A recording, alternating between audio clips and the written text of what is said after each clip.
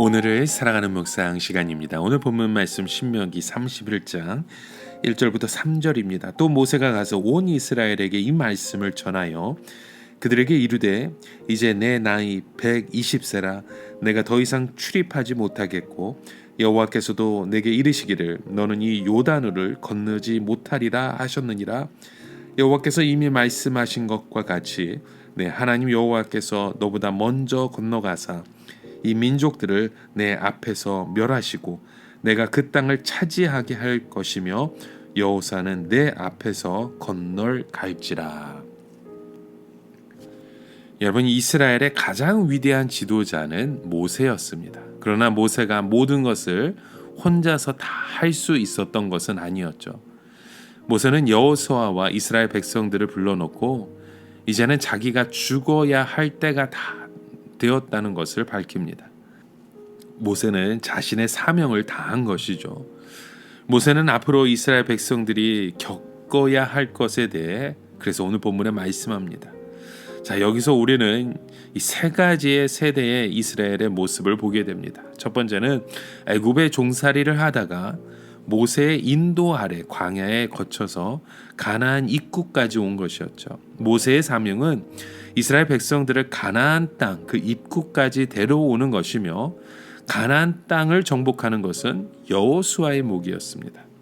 또 두 번째 세대는 이스라엘 백성들이 여호수아의 지도하에 가나안 땅으로 진격해 들어가서 가나안 땅을 차지하는 것이었습니다. 또 세 번째 세대는 가나안 땅 안에서 많은 물질적인 복을 누리지만 하나님을 떠나서 이방 신들을 섬기는 이스라엘의 모습입니다. 자, 우리는 이 세 가지 세대를 보면서 이 출애굽 세대의 가장 행복했던 일들을 우리는 보게 되죠. 그들은 10가지 재앙도 겪었고 불붙은 시내산의 체험을 하기도 했습니다. 그럼에도 그들은 썩 행복했던 것 같지는 않습니다. 결국 모세와 함께 다 광야에서 죽고 말았죠. 그러나 가나안에서 태어났던 사람들은 가장 행복한 사람이었습니다. 왜냐하면 그들은 가장 이스라엘이 잘 살 때 태어나서 자라났기 때문입니다. 그러나 그들은 풍족한 생활에 젖어서 하나님으로 만족하지 못하고 이방 신들을 섬기는 바람에 또 많은 환난을 당하다 멸망하고 말았습니다. 사실 우리는 어느 세대가 가장 행복하다거나 불행하다고 말할 수는 없습니다. 왜냐하면 각 시대마다 주어진 과제와 사명이 다 다르기 때문이죠. 그것을 잘 감당하는 것이 무엇보다 더 중요했기 때문입니다. 모세를 보시면 모세는 지팡이 하나로 애굽의 바로를 굴복시키고 이스라엘 백성들을 애굽의 노예 상태에서 해방시킨 정말 위대한 하나님의 종이었습니다. 모세는 지팡이 하나만을 가지고 맨손으로 대항해서 바로를 굴복시키기도 했습니다. 우리가 아는 것처럼 사람의 힘으로는 불가능한 신적인 기적들이 무려 10가지나 나타나서 이 애굽을 폐허로 만들어 버렸고 애굽의 모든 장자들을 죽게 했습니다. 그리고 홍해를 갈라 이스라엘 백성들을 자유케 하셨죠. 자, 모세는 하나님의 말씀을 받을 때 신의 산이 불붙는 가운데에서 올라가 죽지 않고 40일 밤낮을 금식하면서 하나님의 말씀을 받아 가지고 내려옵니다. 그런데 이때 이스라엘 백성들은 금송아지 우상을 만들어 먹고 마시며 뛰놀았습니다. 이스라엘 백성들에게 40년 동안 일용할 양식과 마실 물이 나오게 하는 정도의 능력이라면 모세가 할 수 없는 것은 아무것도 없을 것 같습니다. 그런데 모세도 할 수 없는 것이 있었죠. 그것은 이스라엘 백성의 마음을 변화시키는 것이었습니다. 이스라엘 백성들은 홍해가 갈라지고 불붙는 산에서 하나님의 말씀을 들으면서도 그 마음이 변하지 않았습니다. 이것이 바로 율법이 가지고 있는 한계입니다. 율법의 한계는 모세가 이스라엘 백성들 앞에서 반석을 쳐서 물이 나오게 하는 것을 통해서 나타납니다. 이스라엘 백성들이 물이 없다고 하나님을 원망했을 때 모세는 화를 내면서 우리가 너희를 위하여 이 반석에서 물을 내랴 하면서 2번 반석을 내리쳤습니다. 결국 반석에서 물이 쏟아서 나와서 이스라엘 백성들이 그 물을 마셨지만 이스라엘 백성들의 그 마음은 온전히 변화되지 못했습니다. 모세는 지팡이를 들어 반석을 깰 수는 있었지만 돌보다 더 단단한 이스라엘 백성의 마음을 깰 수 없어서 화를 냈고, 결과적으로 하나님의 영광을 나타내지 못했기 때문에 가나안 땅에 들어가지 못할 것이라고 하시는 하나님의 말씀을 듣게 된 것입니다. 여기서 우리가 알 수 있는 것은 모세의 한계는 율법의 한계라는 것입니다.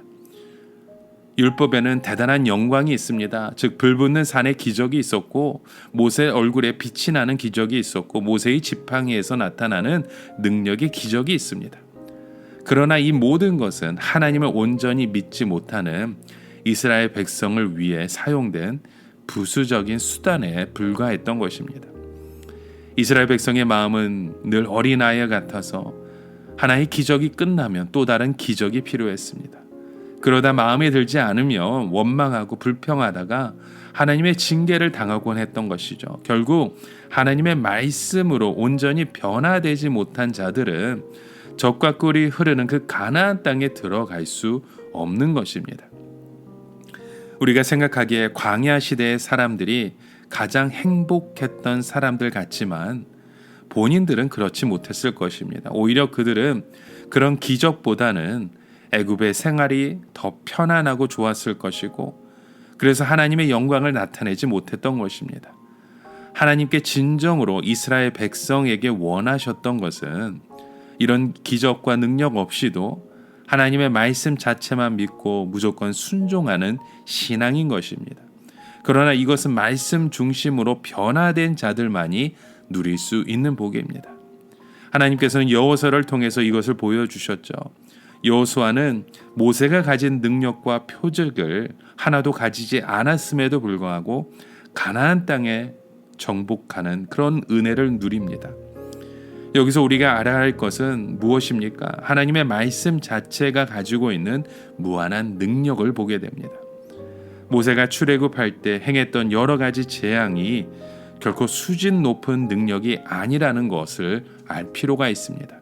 가장 높은 수준의 능력은 하나님의 말씀으로 우리의 마음이 변화되어 눈앞에 어떤 어려움이 있어도 그 말씀의 능력을 믿고 순종하는 것입니다.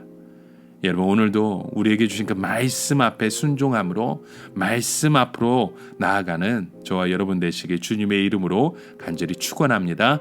함께 기도합니다. 하나님 아버지, 오늘도 우리에게 주신 그 율법적인 신앙 안에 머무는 것이 아니라 하나님의 말씀의 능력 앞에 믿음을 고백하는 주의 백성 되게 하여 주시옵소서. 예수님의 이름으로 기도합니다. 아멘.